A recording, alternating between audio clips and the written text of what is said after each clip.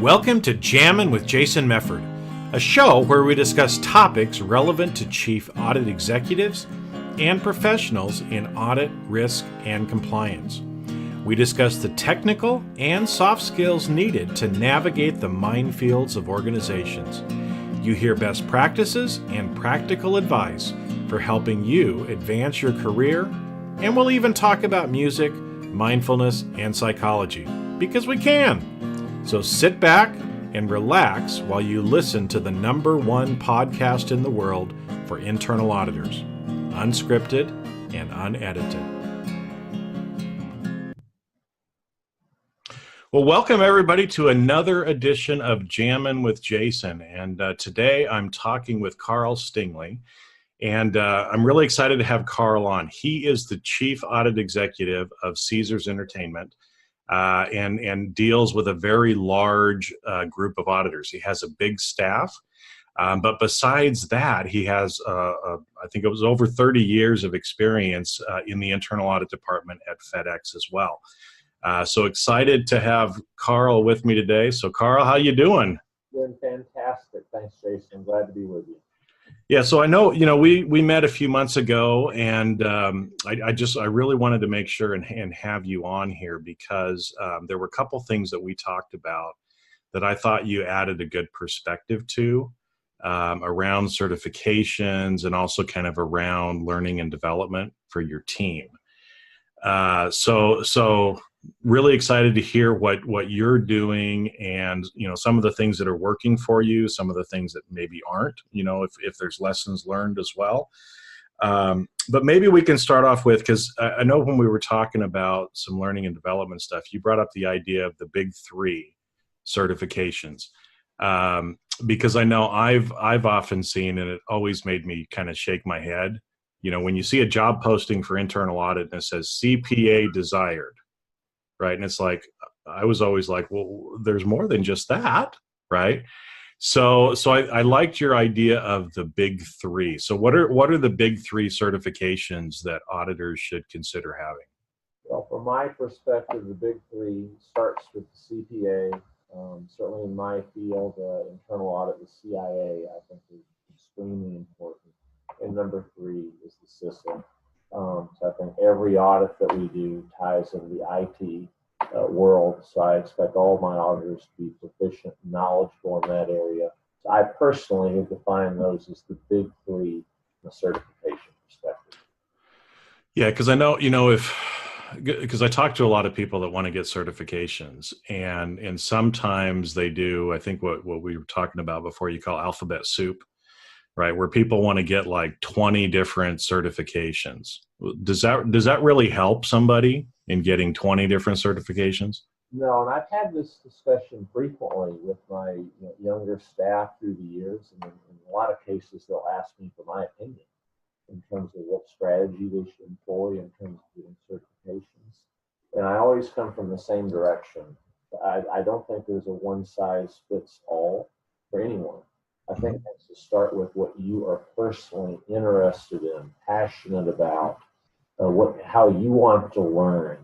And it could be any of those certifications. So I don't particularly press one over the other, but really for every person to really think about what's of interest to them, how do they want to grow, and to make the decision based on that versus just employing this very broad, let's get a certification, and let's get another certification. And you're right, I do call that the alphabet soup. I just think you need to be a bit more focused and targeted in terms of what really interests you and what's going to motivate you. Well, because I think that's an important point, right? Is you have to be targeted or focused in what you want. And I think even kind of where you want your career to go. Because I remember I was chatting with somebody online, and because he was interested in CIA, in doing the CIA.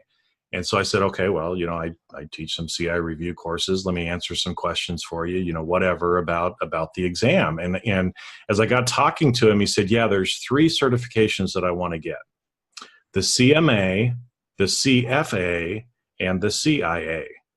And I stood back, and so for the listeners that aren't familiar, so CMA is a certified managerial accountant. that focuses kind of more on if you're a cost accountant, managerial accountant. CFA is Chartered Financial Analyst. So this is like for people in investment banks, is like an investment banker. And then you have the Certified Internal Auditor. And I'm like, dude, why do you want, these are all great certifications, but where do you want your career to go 5 years from now? Because those are totally different career paths. It's much more complicated for people coming out of school today because there's so many more options than when I graduated. Mm-hmm. And as you can probably see from behind me, I graduated from the University of Alabama Mm-hmm. in '80. And at that point, it was pretty much CPA or bust. Yeah. You jump forward 40 years, and as you know, there is a long list of possible certifications that individuals can get. And I think that's positive overall because there's a lot of different opportunities. On the other hand, it makes the decision making more complicated because there's so many directions someone can go in. Yeah, because when we have so many options, and it's often hard to make a decision, right? We get kind of locked in that. What do I do? And that's why I like your idea of the big three, right? And so like for you and me, I think we both came out of public accounting. Go Arthur Anderson. We were both androids. I think we used to call ourselves androids. And that's because when we came into internal audit, many years ago, the main path was you go to public accounting, you work there for 2 to 10 years, depending on where you decided to jump off at, and you got your CPA. So most internal auditors in the old days had a CPA, and it's a very valid and very important certification / license to get, but it's not the only one, right? And so that's why when I left public accounting to become a chief audit executive, I said, okay, first thing I need to do is I'm going to get my CIA, because CPA is important, but now that I'm an internal auditor, I wanted to make sure that I had that as a background as well, right? I didn't go for the CISA because I always just hired IT auditors instead. And so I think it's, as people are trying to figure out, well, what certification should I get? Well, pick one of the big three to begin with. And then if you want to get other ones, get other ones, depending on where you want to go in your career. But if you're serious about being an internal auditor, you probably want one of those three on your resume. Yeah, one thing that might be of interest is when I came from FedEx to Caesars, it was a very different makeup in terms of my employees. The size of the groups was relatively consistent. I've got 110 employees here. But at FedEx, I had many more long-term experienced auditors. So therefore, my rate of employee certifications was very high. Mm-hmm. Range of 80% or so that have some form of professional certification. Wow. The Caesars, it was literally the other end of the spectrum. When I started, the rate of certifications was about 8%. So that told me I really needed to focus on this. And of interest, most of the individuals who had certifications here at Caesars were CFEs. Okay. And, nothing wrong with a CFE. That can certainly be beneficial. But I do think from an internal audit perspective, there are other certifications I personally feel are more beneficial both to the company and to the employees in terms of their long-term career development. So that's why I started talking about and selling the big three concept. I put a lot of meat behind that. One thing I implemented was an employee bonus in terms of individuals who received a professional certification. And I made sure that the big three were the higher dollars. So you actually set the bonuses up that way too. Absolutely. So for a $3,000, for a CIE and CISA, it's $2,000. And for other certifications, including the CFE, it's $500. Okay. So that's sending a message in itself that that to me is the direction I would like to see many of our individuals in the department go. We also set up much more liberal reimbursement policies in terms of both the study fees, in terms of the exam fees, in terms of the licensing fees. It was very interesting to me when I started and talked to my employees, trying to understand why there wasn't a focus on employee certifications. And I found the responses very interesting. So I heard a very common theme. And the common theme was they didn't see that management really had stressed the importance and recognized the importance, whether promotions and in other ways, of employees getting these professional certifications.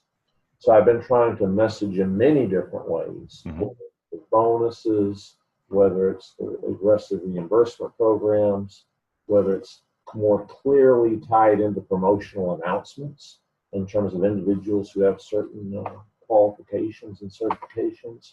So really tried to message that. So then if you jump forward 2.5 years, we started at about 8% in terms of certifications. We're now up to 12%, but the most important statistic is that almost 50 of my 110 employees are actively in that process where they pass certain parts of the exam. They're making significant progress. So I think we've really been successful in changing the culture in terms of professional certifications, which I think is really, really important, both from the company's perspective and from the employee's career development perspective. Yeah. Well, and I think it's, like you said, moving from 8 to 12, that's still pretty good. That's a 50% increase, right? But the reality is you've only been doing this 2 years, and some of these things it takes, sometimes 2 to 5 years, depending on what you're going on, how long, how many times you have to take the exams. Because even like the CIA exam, I mean, if you push yourself, you can get it done in a year, right? But that means you've got to pass each of the exams each time, and so it is a commitment by the professional to do this. And so maybe let's talk about, because one of the things that kind of came up as you were talking that I was thinking about is, to me, there's really kind of two reasons, for this. There's benefits to the individual for getting certified, but there's also benefits to the organization. So maybe we could talk about those, just quickly. So what are the benefits to the individual getting the certification? Well, I think several. First of all, I believe, and having my own personal experience going through the CPA process, certainly there's learnings you have that are going to make you more effective in your job. I believe that. Number two, there's always that personal credibility that you build. You put, if you're a CPA, if you're a CISA, if you're a CIA, there's some level of professional credibility you gain by that. You don't necessarily throw it out in people's face necessarily, but it's known. Yeah. And, to have that professional credibility as a calling card, I think is always a good thing to have in your back pocket. Yeah. I think then if you look at it from the employee perspective, because I've always been very focused on growing my employees. As you know, internal audit for most is not a career resting point. Yeah. It's a building block in terms of where an individual may want to go in their career, whether it's elsewhere in the company or leaving the company and going somewhere else. And I really think it's a great credential to have in terms of anyone's future career development, in terms of having those certifications. I mean, even with me today, 40 years later, in fact, I have a CPA. People know that, they respect that, and at any point when I've interviewed elsewhere, when I left FedEx after 32 years and came to Caesar's, I had to be a CPA to assume responsibilities here. So it's continued to support me in my career 40 years later, and I feel the same thing for employees just starting their careers today. Well, yeah, because I think, like you said, from the individual perspective, it sets you up or gives you some authority, right, by having the certification, but it also can help open doors when you're moving. Because I know I used to, you get a bunch of resumes in, you have to sort somehow to begin with. A lot of times that first sorting that goes through is who's certified and who's not. Now, actually, as you were talking, it reminded me of this funny story from my past. we were having some theft issues at one of our factories, and so I went out to meet with the location manager because we were going to install some cameras and do some other things to try to find out what was happening. And I remember I sat down with him, and he kind of leaned back in his chair, and he was trying to size me up, right? Because he's trying to figure out, does this young kid, because I was probably 20 years younger than him at the time, does he know, what he's talking about? So he's like, so, I'm assuming that you must have a background in law enforcement, served on a police force or FBI, something like that. And I kind of leaned back and I said, well, no police force, no FBI, but CIA. And he kind of leaned back in his chair and his eyes got big. I didn't tell him what CIA stood for, but he was thinking Central Intelligence Agency. I let him think that. I didn't have any problems with him after that. So anyway, just kind of funny. So that's kind of the individual side. What are the benefits for the organization, I guess, too? Well, I think the benefit for the organization is several-fold. First, when I came in, one of the comments I heard from one of our senior executives is they wanted to see from internal audit more root cause analysis of issues that we might have identified. It's not just the superficial, we identified X, but what were the reasons for X behind it? So I think as employees, further their career development, their training, their certifications, I think it just gives you a broader base of knowledge to, in this specific example, to try and determine what those root causes are of issues that you're identifying in the audits. Going from a tester to a real understanding what is causing the issues and effectively communicate those to the auditees. So that would be one advantage, is I think it really does give you a broader based understanding and portfolio where you can really hopefully add more value to the company. Yeah. Well, and I think too, I always liked it from a chief audit executive side too, to be able to show that, we had a qualified staff. Because one of the ways to show that is by looking at certifications, right? I mean, that is one of the metrics that you can do. So, like you said, coming in with 8%, but now you're to 12, but you've got 50 out of, the 100, 110 people that are working towards it. That's got to make, that's got to be a nice message to deliver to the audit committee, right? And it is one of the metrics I report in my quarterly updates. Yeah. I'm measuring, tracking, and communicating. So I think it's really important that they see that, and I think you're exactly right. It takes time, and I've communicated that also because sometimes at that level, well, Karl, why isn't it up to 50% already? You've been doing this and that. Well, no, exactly as you said, it's a journey. It's changing the culture. It's allowing employees the time to go through and pass the individual parts, and as you said earlier, it can take a period of time for that to happen. I'm extraordinarily happy with the culture change and where we're going, but it doesn't happen overnight. It takes it step by step. And with this number of employees who are actually genuinely excited about it now, in fact, it's exceeded my expectations in terms of where we are and what I know will be the numbers in a year or so. Yeah. Well, I think you did some important things, there too. I mean, you talked about having bonuses. Right. So that when you get the certification, there's a bonus. You actually tied a higher dollar amount to the ones that you really wanted. Right. You're helping them with reimbursement and the exam fees, because I know I see that sometimes. And so maybe we can talk about that briefly, because you're committed to your people. You're giving them actually the financial and time resources to help them with this. Sometimes people don't have that. And they may have to pay for it on their own. They may have to study in their off hours, weekends, nights. And sometimes people look at it like this huge mountain that they have to climb. Because like we said, the reality is it's going to take you probably 1 to 3 years, depending on how well you take exams, how much time you have to prepare, all those kind of things.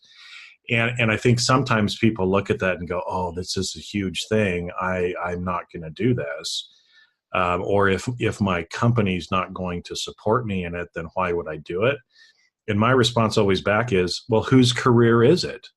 Right? I mean, if you want a career, then sometimes you're going to have to do the work. You may have to do it on your own. But like we said, there's the positives for the individual in that you actually learn, you get the authority, but it also opens up other doors for you, right? Yeah. 'Cause yeah, yeah, All companies are not blessed with being able to pay bonuses, to do all of the upfront reimbursements for the various expenses. But exactly back to what you were saying, I think in many cases, well, that's nice to have and sometimes important to have for sure. But based on my experience, employees really also want to know that it's it's appreciated, it's valued, it can serve their longer term career interests. And coming in here, it was more of the messaging from the employees. They just didn't see that management would put an emphasis on this. Okay, what I did hear, yes, the fees are expensive, etc. And I didn't really hear, well, it'd be nice to have a bonus. yeah. Ideas in terms of facilitating what I wanted to have happen. But it was more from the employees themselves. They wanted to know that it was important, that it would, how it would serve them in their career. They did not see management emphasizing this. That, from the employee's perspective, is more of what I heard versus can you pay for this and this. Yeah. So I guess maybe for other chief audit executives that are out there, right? One of the biggest things, at least in your situation, that seemed to help the most is actually just supporting and telling people it was important and kind of showing them that I support that. I think you should do this. It's good for your career path. I value it. You know, I appreciate it when you do this. That's an easy thing for us to, to really be able to do and put out there. But how many of us are doing that, And I think also the subtle messaging of I would be recognizing that in certain ways, including in promotional decisions. Yeah. I think that puts the message out there also that it is important to me. Yeah. Well, and see, that was one of the things I didn't have the luxury of being able to pay bonuses to my people.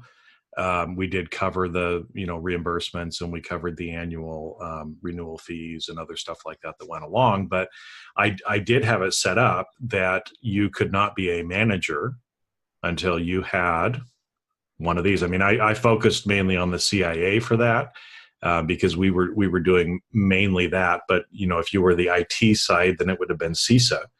That, I kind of stage gated them and told them it's important to me. It's like the only thing holding you back right now from being a manager is getting your certification. So go get your certification, right? Because a lot of times people in their career path, they think, well, how do I get ahead? Well, certifications is one of the ways that you prove to people. Does it mean you're smarter than everybody else? No, but just like getting a college degree, there's certain things that show you're committed to your career, that when you go through, you put in the time, you do your dues, then you do get the recognition for it. And again, it may not be in your current company, depending on what the structure is, but your next job is going to be better, whether that's internal or if you go external, if you have some of these certifications, right? So maybe kind of wrap up on this part, because I want to talk a little bit about learning and development too. With you. So on the certifications, I guess for everybody listening, right? Are certifications important? Yes, right? That was the answer that we said. Do you need to have 20 of them? No. You probably should have at least one of the big three: CPA, CIA, CISA. Which one do you pick? Depends on where you want your career to go. If you want to be in the IT or IT audit side, it probably should be CISA, right? If you want to get other certifications after that, great, because it'll add to you. But again, think about what's going to be important for you for your career and what you're interested in. Is that a good recap, kind of? excellent recap. Okay. All right. Yeah. I did my job on that first part. Okay. Now I wanted to talk a little bit, because I know you said when you came in there, that you had some kind of key strategic priorities. And so I don't know how much you want to talk about some of the other ones, but I know one you had said was kind of around learning and development. And I wanted to talk a little bit about that, because it's not just certifications, but it's learning in general, that all of us need to do in our career. So maybe talk a little bit about that. Yeah, so when I came in, and of course, as anyone would do when they're new to a company in a position, you're trying to determine what the areas of focus are going to be, where you really want to focus your resources. And so after a couple of months, there were 9 areas that I really set as my strategic priorities for the department. And just to give you an idea of where we started, so one of those, in fact, I keep those very handy in front of me. You've got them listed out, don't you? Oh yeah, I got them all right here. But starting with such things as an internal audit risk assessment process, which you've got to start with that in terms of understanding and supporting the areas you're selecting in terms of doing audits and reviews, coming up with a real financial, operational, IT audit strategy, which is hooked into the risk assessment, increasing the value of internal audit reports, including starting the process of providing audit opinions as one example. Mm-hmm. Improving employee engagement. But the fifth one, which I do want to talk about a bit, is in terms of this employee development area. And it's very complex, because if there's just one or two areas you're going to do and say, okay, we've accomplished this, you do them tomorrow. Mm-hmm. But it's really quite complicated. So I've tried to take iterative steps over the first couple of years I've been here to improve in that area. And I think we've made some incremental improvement, but frankly, we've got a long way to go. So I've met with my team actually very recently to really come up with some ideas on how to really broaden the strategy and accelerate this strategy, so we're really giving employees the individual training that I think is needed. So I'll just take a minute or two, if it's okay. No. That's why I wanted you on. I want to hear. In terms of what we're trying to do. So I mentioned earlier, it's really important to have an individual plan from my perspective versus some one-size-fits-all strategy. So we really had fairly recently undertaken, and we're using an external partner on this in addition to internal resources, but identifying the core competencies of what we're trying to address. So, and actually it's a pretty daunting list in terms of what my team and our external consultant came up with. So if you look at what I'll call the core competencies, there were a total of 33 that we identified. Then you add what I'll call the standard IT skills. That was an additional 7. Then you go on to what I'll call the industry and product knowledge areas. That's another 13. So we're already over 50 in terms of competencies that we're trying to address. You obviously can't come up with one program or one idea that's going to hit that broad range of needs. So the question we're grappling with is, okay, how do you do this? So our basic approach is, and we're right now in the initial stages, is we're getting ready to send out, actually in the next few days, a pre-launch survey to employees with all of these competencies. Which are the ones, from the employee's perspective, that are the most important to them? Okay, is one element of it. Then proceeding to what I'll call skill diagnostic tests, where we have also some data that supports, for on an individual basis, what areas of training development would make sense for each of our employees in the organization. And then once we understand that, developing, again, using some combination of external and internal resources, coming up with a much more of a personalized training plan Hmm. that we can execute on based on those employee needs versus just bringing in. And I think that there's different elements to it. I'm not at all against speakers coming in, sometimes reading professional publications or books, etc. I'm not saying at all there aren't broad-based elements to this that can be beneficial also. But I strongly believe it has to be very individually focused also, because each employee has different needs. Hmm. So we've taken iterative steps my first 2 years, but now we're really trying to take a major step forward in having more individual focused training plans in order to address some gaps that I do think we have. Yeah.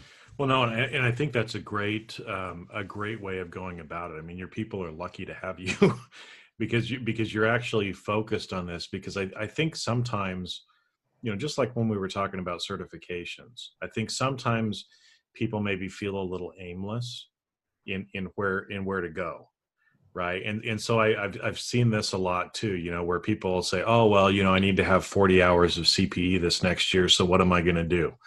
Well, I'm going to listen to 10 hours worth of some random webinars that I don't care about.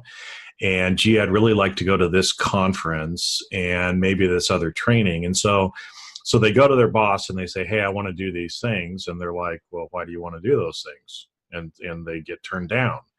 And then they kind of wonder, it's like, well, they just won't, help me or support me and let me go to where I want to go to. And it's like, well, time out a little bit. Let's first, like you said, figure out what are the skills that we need and think about yourself. What are some of the things that are important to me, maybe from a career development perspective, but also, maybe some of these weaknesses, that I might have where I need to fill a gap somewhere. And if you go back, with that saying, hey, I'm scheduled on this engagement, this next quarter, and I really need a little bit more industry expertise. So I think this industry training or whatever would help me in filling that gap. Because like you said, I love this idea of individualized training plans because not everybody needs the same thing. Right. Yeah, I think there's kind of a similar point to when we were talking about professional certifications, because there are one problem or challenge in a way is there are so many training options available in the online area. And one of our challenges has been how to effectively communicate to our employees what these options are and where they can go, and to simplify it for them, and which isn't so easy to do because there's such an incredible array of options. So actually, just in the last couple of months, we subscribe to certain services, but the challenge has been I know and my key contact points in the organization know about this, but how do we effectively communicate it to our 100+ employees? Mm-hmm. To go, what to look for, what is available. So it's actually interesting. Just yesterday, I reviewed some statistics as we're able to track how many of our employees are going to these sites and looking at it. And I was very pleased to see that our trend line had been about 40 accesses to this training, we'll call it database, per month. That with our additional focus on communicating to employees what was available, that has jumped up to 150. Oh, wow. So that told me we just need to do, on the management side, a more effective job in terms of letting employees know what is available, where to go, to help them target it a bit more than just saying, hey, you got this 1,000 options, best of luck. Yeah.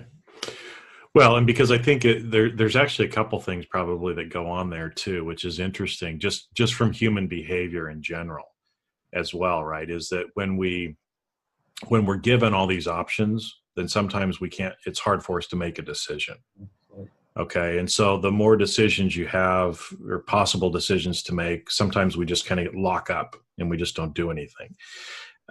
So getting past that, but also communicating what those options are, because this is one thing that I've seen, from when I was a chief audit executive, last minute or last part of the year, it's like everybody's trying to go and get training in November and December because they forget or don't do anything the rest of the year.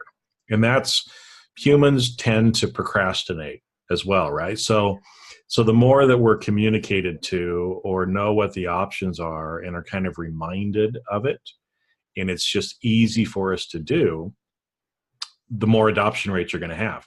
And so, like you said, you went from 50 instances up to 140 just by communicating and reminding people that it's there. Because, a lot of times, especially things like that service type offerings that you have, people just forget that there's that option. And so, sometimes we just need to be reminded. But I think it also goes back to, and this is a skill that I think everybody needs to have now in this digital age and age of information, is we all have to, start adopting a lifelong learning process. And so, that's going to look a little bit different for everybody. But for me, I actually have on my daily to-do list, I have some sort of personal development that I'm going to do. I'm going to learn something new every day. Now, that might not be going through a course, but it could be reading something or listening to a podcast or watching a video or something. But that we have to be thinking that there's some stuff we should probably be doing every day, every week, every month to be able to help improve ourselves. Right. And so just reminding and communicating that to people of, hey, here's this option, go out and look at it. Hopefully we'll start programming people to do this.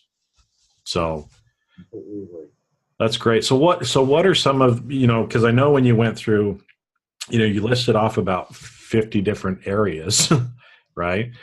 What are some of the maybe kind of key areas or big areas where people should be trying to get some learning and development in these particular areas?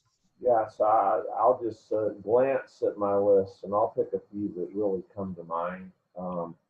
Certainly from an internal audit perspective, internal control knowledge, I think, is extremely important. IT, general control knowledge, as we talked about earlier, very important. Risk awareness, internal audit methodology. I absolutely want to make sure my employees have a keen understanding of that. In our industry, of course, when you talk about being learning motivated, and I've always, that's been for me, my personal journey, because I've always been very learning motivated. In my case, changing industries from FedEx, where I was for 32 years, in terms of the gaming, hospitality industry, which is a very different environment. So in our case, industry awareness and knowledge is extremely important. Yep. There's a broad array of regulatory requirements that we have to be in compliance with. Interestingly enough, we talked about root cause analysis earlier. That's on the list. Mm-hmm. Business process analysis, risk identification, risk assessment. There's probably 7 or 8 I've mentioned. All these extremely important core competencies for someone in internal audit. Yeah. Well, and so it's interesting too, because, we started off talking about certifications. A lot of those topics you just listed are included in some of these certifications. That's exactly it. Right. I mean, so, the CIA exam just went through a big revision in kind of moving stuff around and adding a few new things in 2019. And part of it was to kind of go back to what you're talking about. I mean, some of these basic skills that people should have, IT's talked about in there, and like we talked about, every auditor needs to have a basic understanding of IT. It's in everything we do now, right? And so we need to understand that, the stuff about controls and about risk and, all of that stuff that's actually included in some of the certifications as well. So as you're studying for getting the certifications, you're also learning some of these other things as well. So it's great. I love the way that you have it kind of set up with the competencies there, because that's really a way, for you to be able to assess your employees, but also for them, if they're going to be proactive in this, to try to see, what areas they need to be working on. Have you started to see too, because I think it's always interesting that when you start communicating or putting something like this out there, I'm guessing there's a group of your employees that are all of a sudden now self-motivated and kind of going and doing it on their own. It's night and day. Night and day, right? I mean, so you can see, and already you're having a split, if you will, in your staff of knowing who the self-starters are and who are the people that are coming along kicking and dragging, right? Yeah. So let me maybe ask an obvious question. Who are the people that are going to get promoted? Yeah, that's it. That's exactly it. And as I always have said throughout my career in management, that's the most visible message we send as leaders in terms of who we are promoting. Yeah. Certainly there's other elements in addition to professional certifications, but in general, and I'm of course generalizing a bit, but I'll do it anyway. I think in many cases, the individuals who are going out there and are the leaders in terms of obtaining professional certifications, in terms of focusing on their own growth and learning, etc. Generally speaking, those are the individuals who are going to move up in the organization the fastest. Yep. Yeah, and that's probably a good place for us to end, today, because I think that's kind of a great recap. Is that, like you said, whether it's a degree or a certification, it might get you the job, but it's your continued development, your being a self-starter, your kind of you rise up, the cream rises up in the organization. For those people that are actually the self-starters and willing to actually go out and do it, because that's how your career moves. The certification or the degree might have gotten you the job, but it's how you act in that job and how you try to continue to develop yourself, whether that's sponsored by your company or not, is going to get you the promotions and the next positions as well. So I remember it was one of the partners that I worked with a long time ago, taught me a great lesson. He said, you are the only one who's most concerned with your career. And if you're not concerned with it, and if you're not doing it, and if you can't, blow your own trumpet, nobody else is going to, right? So you gotta go out there and do it and make things happen. And, but Karl, I really appreciate any final thoughts for the listeners before we head out of here. No, my final thought is, and I probably should have said this earlier, there's benefits to the business, and how I've tried to sell it internally is, are there costs associated with this? Sure there are. But in the scheme of things, they're minor. And if you can help improve employee retention, which I firmly believe this improves employee loyalty and retention of the company, it takes one or two headhunter fees to fund the entire program of what we've tried to do here. I also think there's benefits to the company that are very sellable in terms of whatever investments we've had to make. And I have sold them and really gotten support and buy-in from our leadership here. Yeah. No, I think what you bring up, that whole cost of retention or of rehiring, that to me is one of the biggest risks in businesses that nobody's looking at. Because like you said, all you have to do is lose a couple of good people, and that costs you quite a bit of money. So, investing in your people, having them happy and wanting to work with you, supporting them, showing them that they're appreciated, that goes a long way. And certifications and development are just one part of that. But thanks for taking the time with me today. I really appreciate it, and really excited about all the great things that you're doing there at Caesars. So thanks again. And that's a wrap. Thanks for listening to today's episode of Jamming with Jason. Keep on rocking in the audit world. Have a great rest of your day, and I'll catch you later on the next show.